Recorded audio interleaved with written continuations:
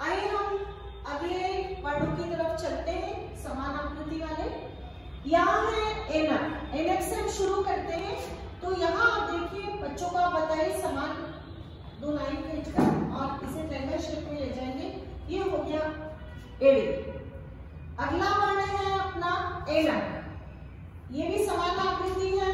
बच्चों से बोलिए, आप बनाएंगे उन्हें और इसके ऊपर आपको मात्रा लगाना। ये हो गया एनक। यहाँ है ये एनक। कुछ ही चित्रों का हमने समावेश किया है। सभी वर्ण जो है वर्णमाला के, उनके सभी वर्णमाला के जो वर्ण हैं उनके सभी चित्र नहीं बनाए हैं।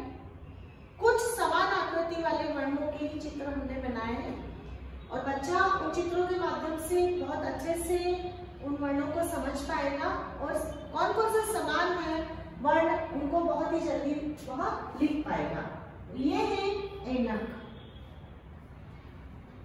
अब अगला शब्द, जैसे यहाँ बताया कि दो समान आप लाइन, यहाँ पर गमला बनाना है, दो समान लाइन और यहाँ से उसे आपको गोल करना है। ये हो गया गमला। यहाँ ये गमला। फिर इसी से आप बोलिए म बनाना है, मछली। तो म वापस आप ये कहेंगे उनसे कि गमले का बनाइए। उसके बाद ये लाइन आप यहाँ पर इसे जोड़ दें तो ये हो गया म से मछली। मछली। फिर इसी से ही मछली से आप भालू बनाना बता सकते हैं। बहुत ही आसान तरीका मछली का। आप पहले मतलब अगर वापस आपको रिवीजन करवाना है तो आप उनसे पहले गमले का बनाना है, उसके बाद उसे कहे आप गमले से मछली आप बनाइए। मछली से फिर आप भालू कैसे बनाते हैं तो आप बताइए, यहाँ से इसे गोल करना है। ये समान आकृति वाले, ये समान आकृति वाले वर्ण, गमला, मछली और भालू। अब न और त, देखिए यहाँ न लाइन सीधी है और इसे आपको न बनाना है। तो सीधी लाइन करके आपको गोल करना है, न हो गया। और अगर त बनाते हैं तो आपको ये है कि नीचे गोल नहीं करना है, उससे आपको सीधे नीचे लेकर के त बन गया। तो ये समान आकृति से एक, उससे आप कितने शब्दों का बच्चों को बहुत जल्दी आप सिखा सकते हैं।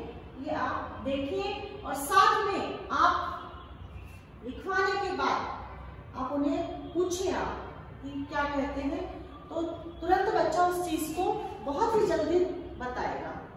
अब हम आते हैं यहाँ पर अगली आकृति की ओर। ये समान तीन आकृतियां हैं। समान तीन आकृतियां हैं, घड़ी या घर, छाता और धनुष। अब देखिए, सबसे पहला हम अगर यहाँ बनाते हैं तो घड़ी से हम स्टार्ट करते हैं। उससे आप कह सकते हैं कि अनार हम सीधा बनाते हैं, हम आप उल्टा अनार बनाएंगे। तो इस तरीके से है, बच्चा जहां के उल्टा अनार तो तुरंत उसे दिमाग में अनार की आकृति घूमती है कि अनार सीधा बना, तो तुरंत वो बच्चा उल्टा अनार बनाएगा। और ये आपका हो गया घड़ी। घड़ी से फिर आप छाता बनाना है तो उससे कहना घड़ी पूरा नहीं बनाना है, उल्लू का उल्टा बनाएंगे। उल्लू का उल्टा बनाना है यहाँ पर, फिर इसे यहाँ गोल कर देना है। ये हो गया छाता। अब धनुष, तो उससे आपको ये घड़ी का जैसा बनाया था वैसा ही बनाना है। घड़ी का बनाया और इसे यहाँ से गोल कर दिया, ये हो गया धनुष। तो ये एक ही आकृति के तीन वर्ण। अब हम अगली आकृति की ओर चलते हैं, है क। अब यहाँ देखिए, मैंने यहाँ लिखा है क, व और ब, लेकिन अगर हम व से शुरू करते हैं तो आप पहले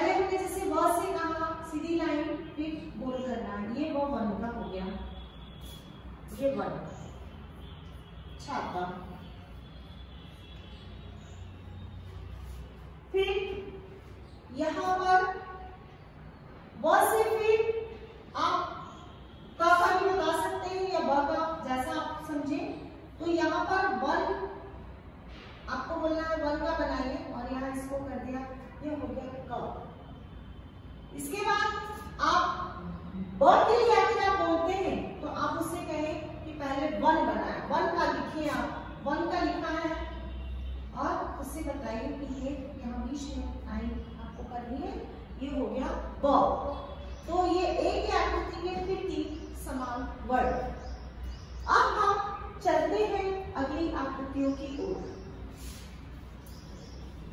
जैसे पहला है ख, लेकिन यहाँ हम शुरुआत अगर करें तो उनसे ये कहें आपको आधा अनार है, उल्लू है, उल्लू का आधा आपको बनाना है। अब उल्लू की आधी आकृति ये बनाना है। इसके बाद अगर खरगोश बनाना है तो इसे आप सीधे आप ले जाइए और सीधी लाइन करके और यहाँ आ गया ये खरगोश, ये खरगोश। अब इसी के लिए रस्सी बनाना है तो वापिस आधी आकृति गोल और लाइन करनी है, रस्सी हो गया, ये रस्सी।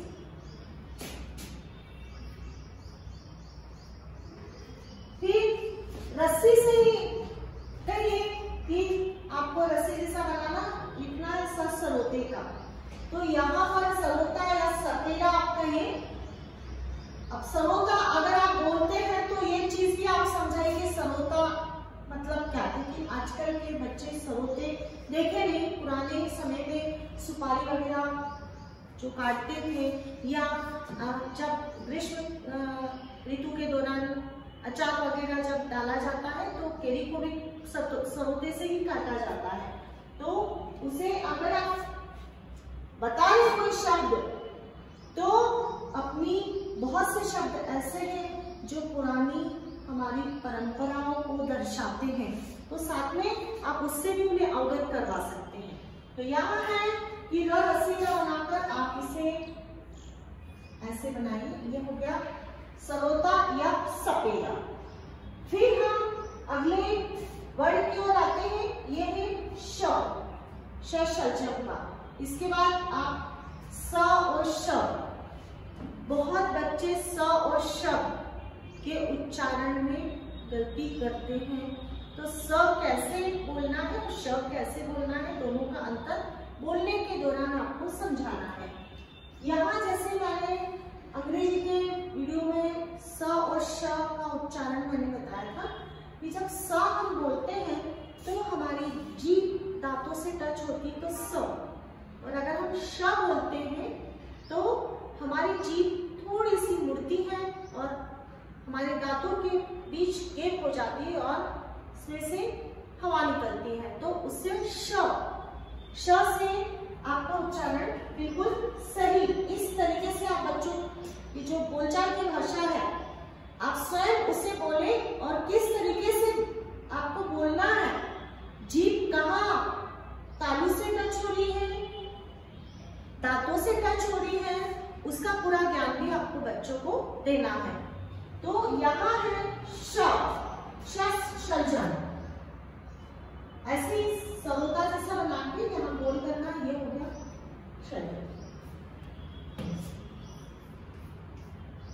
इसके बाद षटकोण, षटकोण भी है। के बाद या और था दोनों ही समान आकृति वाले शब्द। अब देखिए अगर खास से भी हम करते हैं तो ये तीनों आकृति वाले एक ही समान आकृति वाले वर्ड होते हैं। तो यहाँ पर या अगर करना है कि बड़ी गोलाई आपको लेकर के, और ये हो गया या, और या से ही आप बना देते हैं हाँ, ये हाँ। अब हम आते हैं प, फ और श।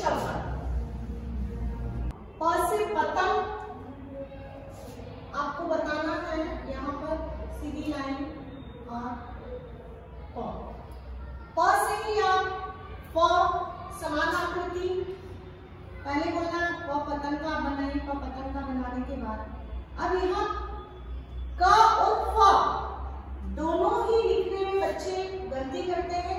देखिए क आपको ऐसे बनाना है, क कमल।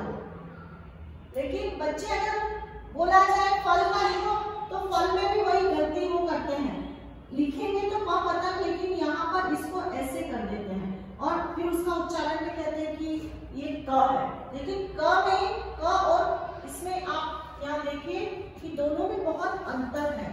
अब यहाँ प आपको लिखना है तो ये यहाँ से ऐसे बनेगा प। अब इसी प से वापस आप षटकोण का लिखना है, वही समान आकृति है, पतंग का बनाने को कहना है और बीच में ये लाइन आपको पिक्चर को बताना है कि ये हो गया षटकोण। अब त्र, एक ऋषि और त्र, ऋषि को लास्ट में इसलिए लिया गया है क्योंकि त्र त्रिशूल का जो आकृति है ये यहाँ पर बताना है कि कैसे ऋषि ने भी और ज्ञानी, ये दो शब्दों में बच्चे बहुत गलती करते हैं लिखने में और बहुत जल्दी सीख नहीं पाते। अब जैसे यहाँ त्र लिखना है, ये त्र त्रिशूल का हो गया। अगर ऋषि का हम लिखते हैं तो हमें बताइए पहले त्रिशूल बनाना है, सीधी लाइन करके फिर सीधी लाइन और यहाँ से गोल कर देना, ये ऋषि हो गया। ये दो समान आकृति।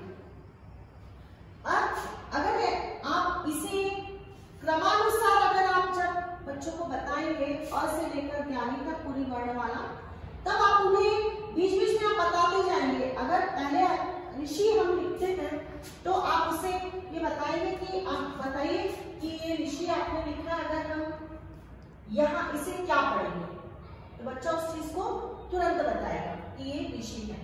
अब ज्ञानी लिखने में बच्चे बहुत उन्हें असुविधा महसूस होती है और जल्दी नहीं लिख पाते, तो आपको क्या करना है, उससे कहना है रस्सी का बनाना है। रस्सी का बना लिया, फिर इसके बाद आपको एक सीधी लाइन यहाँ पर खींचकर और उससे कहना है कि इसे ऐसे बना दें, तो ये हो गया ज्ञान का। ये आपको वर्णमाला आपको जो समझाई गई है समान आकृति की वर्णमाला आपको कैसी लगी आप बताइएगा। और जब अपने बच्चों को आप ये पूरा सिखा रहे तब उसे क्रमानुसार अ से लेकर ज्ञता का बताइए।